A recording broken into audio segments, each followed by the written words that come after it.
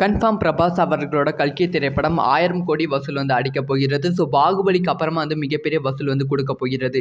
இதை பற்றி டீட்டெயிலாக தான் பேச போகிறோம்.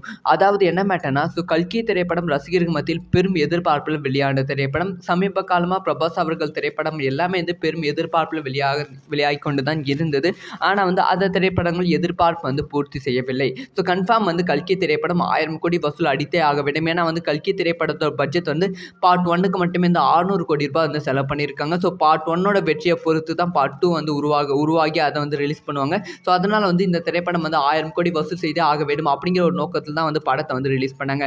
இப்போ வரைக்கும் வந்து கம்ப்ளீட்டாக வந்து கல்கி திரைப்படத்துக்கு பாசிட்டிவான விமர்சனங்கள் வந்து அதிகரித்து கொண்டே இருக்குது. இந்த ஒரு விஷயத்தை மட்டும் கம்மி பண்ணியிருக்கலாம், படத்தோட லென்த்தை மட்டும் கம்மி பண்ணியிருக்கலாம் அப்படிங்கிற விமர்சனம் எழுந்து கொண்டு இருக்குது. ஸோ இந்த பாசிட்டிவான விமர்சனங்கள் வருவதால் வந்து கண்டிப்பாக வந்து கூட்டம் வந்து பயங்கரமாக இருக்கும். அதனால் வந்து கல்கி திரைப்படம் 1000 கோடி வந்து ஈஸியாக வந்து வசூல் செய்து விடும் அப்படின்னு சொல்கிறாங்க. ஸோ அதனால் வந்து இந்த வருஷத்தோட நம்பர் 1 பேன் இண்டியா ஹிட்டாக வந்து கல்கி திரைப்படம் இருக்க போகிறது.